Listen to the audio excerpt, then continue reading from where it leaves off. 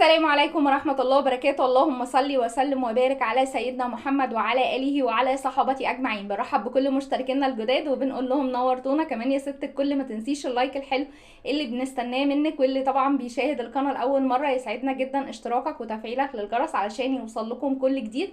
وبرضه ما تنسوش اللايك الحلو ده بس من كرمكم لأنه بيدعم الفيديو جدا.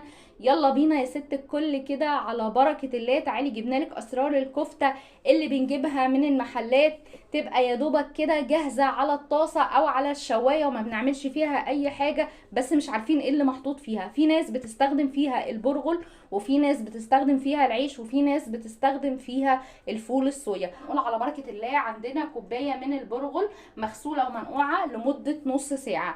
عندي ربع كيلو لحمة مفرومة. عندي هنا بصلايه صغيره جدا مفرومه من الناحيه الناعمه من المبشره، ونص طماطمايه.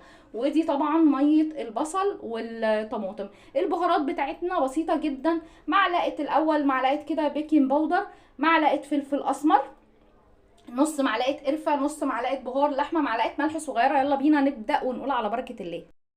هستخدم طبعا الكبة علشان انا عايزاها كفتايه متماسكه زي اللي بتيجي من عند الراجل، وفي نفس الوقت طبعا انت بتشوفي الكفتايه بتبقى ناعمه ازاي بس مش عارفين ايه اللي محطوط فيها.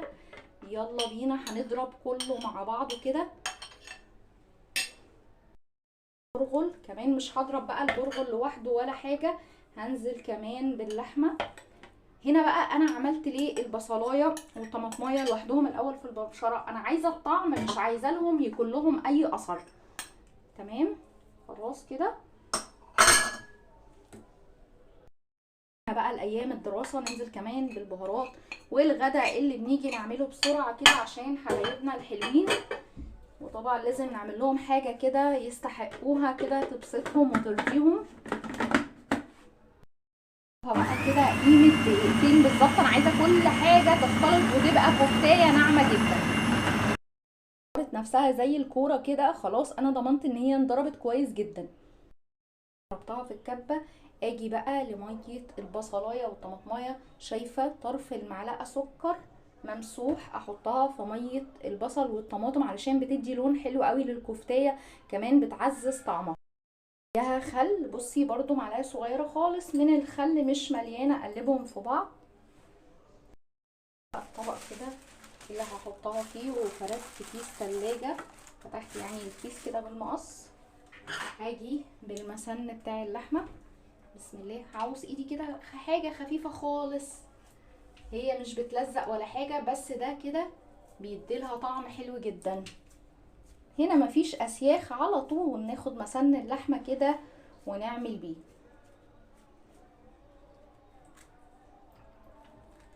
بصي كده بتديلها طعم وكمان بتديها لون حلو جدا. خلاص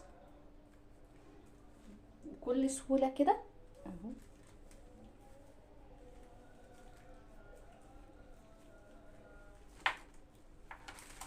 نزلنا باول واحده كده علشان التصوير يكون احسن. دي قطعة اللحمة علشان الكفتاية محطوط فيها برغل ومحطوط فيها بيكنج باودر، يعني كده حجمها مش هيزيد قوي بس حجمها هيبقى معقول، ما تبقاش حاجة مثلا يعني كبيرة قوي كده وتخينة قوي عشان برضو تستوي كويس. تمام.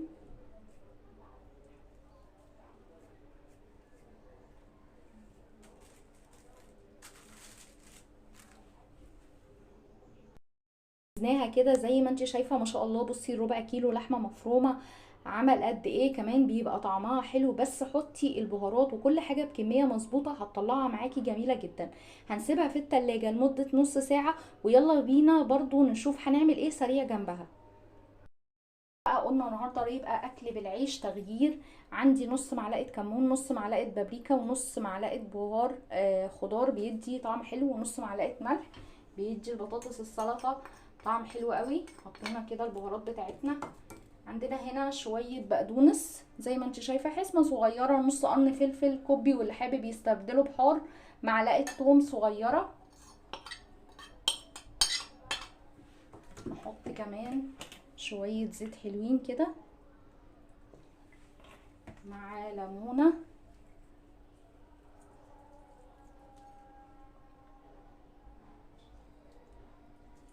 نقلبهم كده ونسيبهم بقى كده على بال ما نسوي الكفتة. ما سيبنا الكفتة حوالي نص ساعة كده للبهارات والحاجات اللي فيها تاخد وتدي بشكل ودي، يلا بينا نسويها. عندك حل من اتنين، يا تحطيها في صينية في الفرن وتحطي في الصينية شوية زيت صغيرين وتوسطني النار عليها في الفرن على الشبكة، يا اما تشويها. كل حاجة كل طريقة تسويتها طبعا زي ما انت عايزة تسويها سويها، يا تعمليها في الشواية بتاعة البوتاجاز يا في شواية الكهرباء يا في الطاسة. بصوا هنا انا عندي الشواية الجميلة، الشوايه بتاعتي الجميله الصغننه دي بقى، ولا تقوليلي شوايه كهرباء ولا تقوليلي شوايه حاجه تانية، بتطلع لي كده شويه مشويات مالهمش حل. بسم الله. بصي بقى الشوي بنهدي النار عليه، ما بنسيبش النار عاليه على بال طبعا ما الكفتايه كده تاخد سواها المظبوط. انا هنا ههدي النار عليها، في بعض شوية. اول ما تبدأ طبعا تنزل السوائل اللي فيها هيبدأ حجمها يقل حاجة بسيطة، هنغطي ونسيبها على نار هادية خالص. طبعا مش كمية الكفتة اللي حطيتها كلها في الشواية دول كده، اتفضلوا عشان اوريكي ان هي ما شاء الله بتعمل كمية. بقى ما سيبناها كده اول جنب 10 دقايق على نار هادية، وبعدين رجعنا قلبناها على الجنب التاني، ده بيبقى شكلها كده، بس سويها على نار هادية. ده بقى كان غدا النهارده كده، غدا سريع وسهل وجميل وبسيط والحمد لله. بصي بقى الكفتايه الجميله الحلوه كده من جوه عامله ازاي، مش قادره اقولك كمان طعمها. لو عجبتكم القناه ما تنسوش الاشتراك فيها وتفعيل الجرس ليوصلك منا كل جديد، واوعي تنسي اللايك الحلو اللي والسلام عليكم ورحمه الله وبركاته.